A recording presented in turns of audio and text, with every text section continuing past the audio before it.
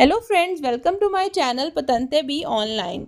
Video को start करने से पहले आपसे रिक्वेस्ट है कि अगर आप मेरे चैनल पे न्यू हैं तो चैनल को सब्सक्राइब करें, वीडियो को लाइक करें और शेयर करना बिल्कुल भी ना भूलें। हम पढ़े हैं चैप्टर नंबर 1 और आज हमारा टॉपिक 18 है जिसका नाम है पसाजो ए लिवेलो। तो ये बोलते हैं फाटक को। फाटक होता है एक रोड जिसके ऊपर ट्रेन की पटरी बनी हुई हो और उस रोड के ऊपर से ट्रेन गुजरती हो। तो जो फाटक होता है वो एक ऐसा पॉइंट होता है कि जहाँ पर अगर ट्रेन आने वाली है तो वो फाटक बंद हो जाता है, गाड़ियाँ जो हैं वो रुक जाती हैं। जब वहाँ से ट्रेन गुजर जाती है फिर गाड़ियाँ दोबारा से वहाँ पर चलना शुरू हो जाती हैं। तो ऐसी जगह को बोलते हैं पसाजो ए लिवेलो। यहाँ पर जो है क्या चीज़ें होती हैं उसके बारे में डिस्कस करते हैं। पसाजो लिवेलो दो किस्म के होते हैं। एक होता है कौन बैरियरे, बैरियर के साथ ये जो लंबी सी स्टिक लगी होती है वाइट और रेड, उसको कहते हैं बैरियरे, बैरियर।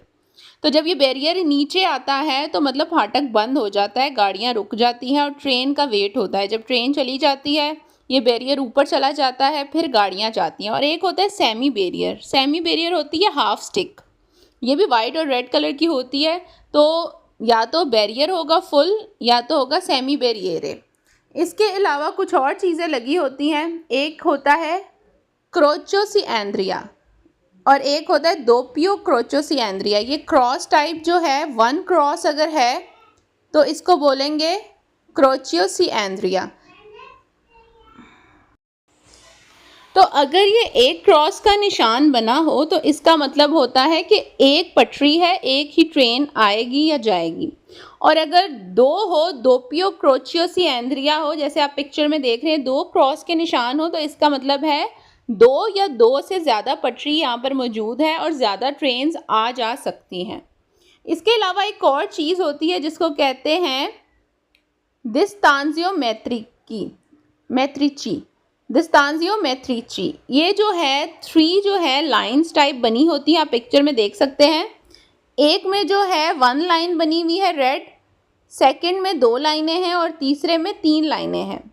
तो ये जो है जैसे जैसे आप करीब जाते जाएंगे तो ये लाइनें जो हैं वो कम होती जाएंगी। रोड के ऊपर ये लगी होती हैं जहाँ पर आगे जाकर फाटक आ सकता है।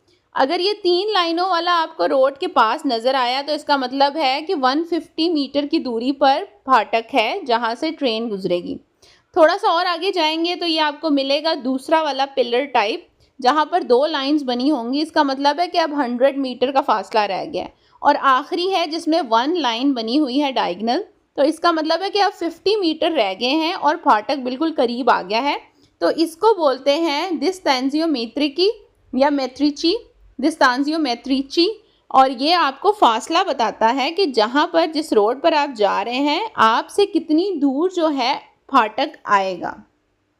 आई होप सो मैं आपको ये बताने में कामयाब हुई और कुछ आपको समझ आई है। दो तीन चीज़ें इसकी कॉम्प्लिकेटेड हैं लेकिन आप बार बार इसको देखेंगे, रिपीट करेंगे तो इतना भी मुश्किल नहीं है।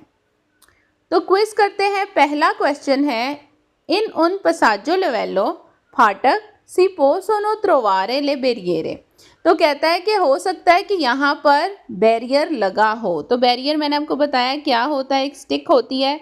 जब फाटक बंद होता है तो इस स्टिक नीचे आ जाती है और गाड़ियाँ रुक जाती हैं, तो इसको बोलते हैं बैरियरे। सेकंड क्वेश्चन है इन उन पसाजो लिवेलो सी पोसोनो, हो सकता है त्रोवारे ले सेमी बैरियरे। तो हो सकता है यहाँ पे आधा बैरियर लगा हो, हाफ बैरियर जो कि छोटा होता है। तो बिल्कुल ऐसे फाटक भी होते हैं जहाँ पर सेमी बैरियर, हाफ बैरियर लगा हुआ होता है। क्वेश्चन नंबर 3 है इन उन पसाजो लिवेलो फाटक सी पोसोनो त्रोवारे, हो सकता है ले लूचे रोसे। तो बिल्कुल रेड लाइट भी लगी हुई हो सकती है। जब आप करीब पहुँचते हैं फाटक के तो एक साइड पर रेड लाइट लगी हुई हो सकती है। अगर तो ट्रेन आने वाली है, फाटक बंद हो रहा है तो रेड लाइट जो है वो ऑन हो जाएगी। इसका मतलब ये है कि आप रेडी हो जाएं रुकने के लिए, फाटक बंद हो चुका है और ट्रेन आने वाली है। क्वेश्चन नंबर 4 है इन विचिनांजा, करीब ही दी उन पसाजो लिवेलो फाटक के सी त्रोवानो ए पेनेली, एक पैनल लगा हो डिस्तांजियो मैत्रिकी। तो ये पैनल जो है लगा हुआ हो सकता है, इसके बारे में मैंने इंट्रो में भी बताया है कि ये एक पैनल होता है जिसमें 3 जो है वो बने होते हैं। तो इसका मतलब होता है कि ये आपको डिस्टेंस बता रहा है, फासला बता रहा है कि फाटक कितनी दूरी पर है। क्वेश्चन नंबर 5 है, in un passaggio livello si può trovare le croce si Andrea। तो क्रोचे सी एंद्रिया क्या होता है, ये भी मैंने आपको बताया कि ये क्रॉस का निशान होता है। अगर 1 क्रॉस है तो समझें कि एक पटरी है, एक ट्रेन आ सकती है, और अगर 2 निशान हैं, 2 क्रॉस बने हुए हैं, तो इसका मतलब है कि 2 या 2 से ज़्यादा पटरियाँ मौजूद हैं, तो ज़्यादा ट्रेनें भी आ सकती हैं। क्वेश्चन नंबर 6 है, इन un passaggio livello फाटक पे si può trovare un dispositivo di segnalazione acustica। डिस्पोजिटिवो कहते हैं सिस्टम को, दी segnalazione होता है सिग्नल, acustica होता है जो घंटी बजती है। तो कहता है कि फाटक के करीब हो सकता है कि एक बेल लगी हुई हो कि जिससे आपको पता चल जाए अगर बेल बज रही है तो मतलब ट्रेन आने वाली है और फाटक जो है वो बंद हो चुका है, बंद होने वाला है या हो चुका है। तो जाहिर सी बात है जहाँ पर ट्रेन आएगी रोड के ऊपर वो एक डेंजरस जगह ही होती है। तो उन्होंने बहुत सारी चीज़ें ऐसी लगाई हुई हैं ताकि जो बंदे गाड़ी चला रहे हैं उनको पता चले, रेड लाइट फ्लैश हो रही है उससे पता चल रहा है कि फाटक बंद हो रहा है, ट्रेन आने वाली है, बेल्स बज रही हैं।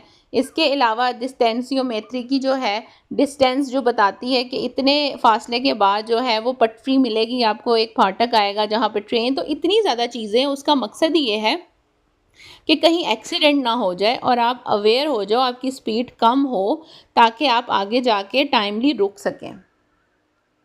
क्वेश्चन नंबर 7 है, passaggio livello e un cavalcavia। एक पुल है, ब्रिज, पुल, कवलकाविया। फिरोवारिया ट्रेन के और ट्रावियारिया ट्राम के लिए, ट्रेन के लिए और ट्राम के लिए।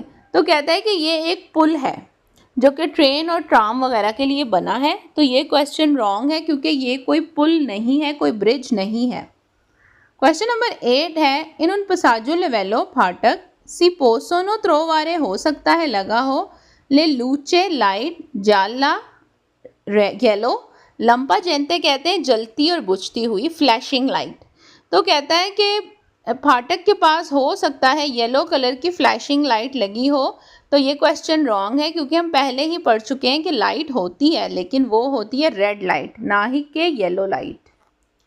क्वेश्चन नंबर 9 है, passaggio livello फाटक एक caratterizzato della presenza di un attraversamento autostradale।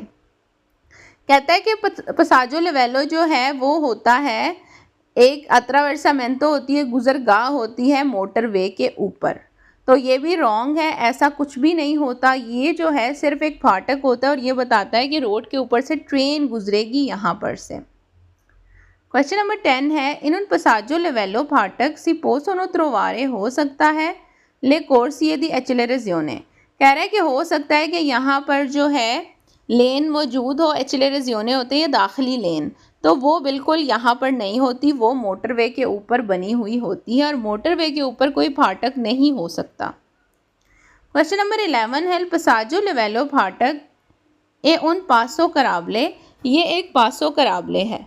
तो लास्ट वीडियो में मैं आपको अच्छी तरह बता चुकी हूँ कि पासो कराबले क्या होता है। वो एक प्राइवेट घरों के या गैराज के गेट के सामने लगा होता है कि इसके आगे गाड़ी मत खड़ी करें, क्योंकि हमने भी अपनी गाड़ी जो है वो अंदर लेके जानी होती है गैराज में या जहाँ भी प्राइवेट पार्किंग में। तो ये क्वेश्चन भी रॉन्ग है। क्वेश्चन नंबर 12 है, il passaggio livello è caratterizzato dalla presenza di un sottopassaggio। सोटोपसाggio बोलते हैं अंडरपास को, जो रोड के अंदर से जो है वो अंडरपास, एक ओवरहेड होता है, ओवर ब्रिज होता है जो कि ज़मीन के लेवल से ऊपर होता है, ब्रिज जो होता है पुल, और एक होता है अंडरपास जो कि खुदाई करके नीचे से बनाया जाता है। तो वो कहता है कि ये जो है passaggio livello के पास मौजूद होता है एक अंडरपास। तो ये क्वेश्चन भी रॉन्ग है। तो I hope so passaggio livello का जो टॉपिक है आपको समझ आए। कुछ इसमें ऐसी कॉम्प्लिकेटेड चीज़ें हैं, याद रखने की चीज़ें हैं जो कि आप 1 से 2, 2 से 3 दफ़ा पढ़ेंगे तो आपको समझ आएगा कि यहाँ पे क्या क्या चीज़ें होती हैं। एक तो येलो फ्लैशिंग लाइट होती है, एक जो है वो अक्विस्टिका होता है, मतलब हॉर्न टाइप होता है, बेल होती है। उसके अलावा क्रोचियस या एंड्रिया जो कि एक क्रॉस सा बना होता है, जो कि बताता है कि कितनी पटरियाँ मौजूद हैं, कितनी जो है ट्रेनें आ सकती हैं। इसके अलावा डिस्टेंसियोमेट्री की, जो कि डिस्टेंस बताता है, फासला बताता है। तो इस तरह से अगर आप इसको याद करेंगे तो फिंगर टिप्स पर याद हो जाता है, लेकिन मकसद ये है कि एक दफ़ा से नहीं होता। जो भी लोग पतंते बी की तैयारी करते हैं वो एक एक दफ़ा सब कुछ पढ़ लेते हैं और फिर जब क्विज़ करते हैं फिर कहते हैं कि एरर्स आ रहे हैं। एरर्स आने की यही वजह है कि आपने रिपीट नहीं किया। आप जो है जितनी बार एक चैप्टर करके उसको भूल नहीं जाना, उसको दोबारा रिपीट करते रहना है, प्रैक्टिस करते रहना है, तब जाके आपको चीज़ें याद रहती हैं।